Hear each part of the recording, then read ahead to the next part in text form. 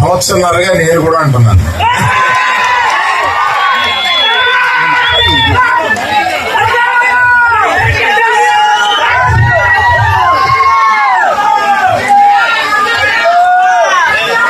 అందరికీ నమస్కారం. ఇక్కడ వచ్చేసిన మీడియా వారికి, ఇక్కడికి వచ్చేసిన ప్రేక్షక అభిమానులకి, పర్టికులర్ గా అంకినేని అభిమానులకి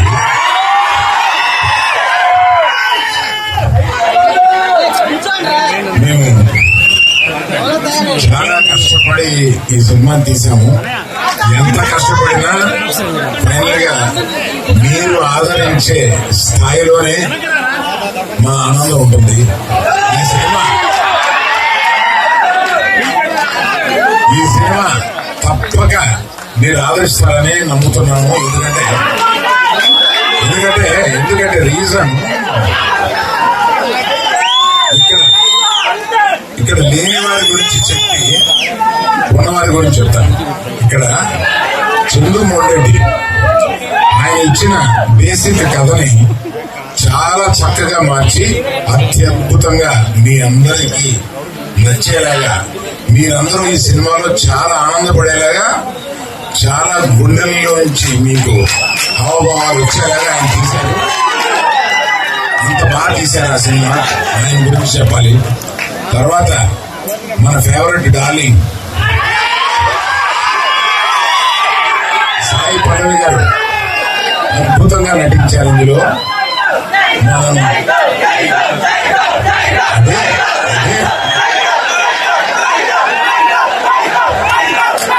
సరే, మరి ఆయన గురించి చెప్పాలంటే మీరు ఆగాలి కదా. ఆయన ఏ సినిమాలోనూ ఇంతవరకు నటించని స్థాయిలో నటించారు.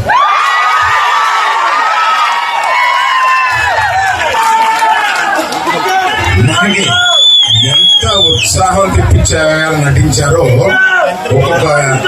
ఒక్కొక్క కొన్ని సీన్స్ లో ఆయన మన గుండె కరిగిపోయేలాగా కూడా నటించారు. సో అన్ని రసాలు ఈ సినిమాలో ఆయనకి ఉంది కనుక ఆయన తప్పనిసరిగా బెస్ట్ పర్ఫార్మెన్స్ లో ఈ సినిమాలో తీసుకొస్తారని సినిమా చూసిన నేను చెప్తాను. చైతు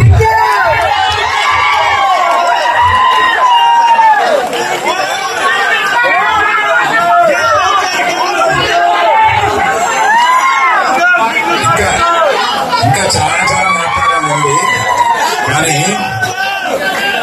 మర్చిపోయాను. ఆమె యాక్చువల్గా మాతో పాటు బయలుదేరి రావాల్సిన ఆమె కళ్ళు తిరిగి డాక్టర్ దగ్గర చూపించుకుంటే నువ్వు ప్రయాణం చేయడం కరెక్ట్ కాదమ్మా అని అన్నందువల్ల నేను పల్లవి ఆగిపోవాల్సి వచ్చింది. అందువల్ల మీరు తన మాటగా మీరు చెప్పమందని చెప్పి నేను చెప్తున్నాను.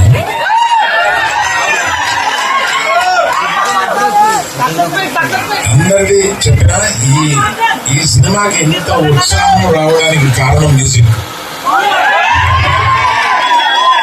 దేవిశ్రీ ప్రసాద్ ఒక్క పాట వస్తుంటే అన్ని పాటలు హిట్ చేశాడు. So I thank Devi Prasad for bringing so much of energy into the film. Vizag ప్రేక్షకులకి అందరికీ, ఉత్తరాంధ్ర ప్రేక్షకులందరికీ నేను చెప్పింది ఇక్కడ ఈ ప్రాంతం కదా, ఇది జరిగిన కథ.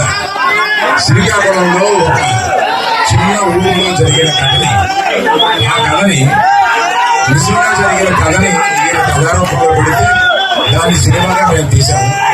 తప్పక 7వ తారీఖున సినిమాలో చూసి మీరందరూ చాలా ఆనందపడతారని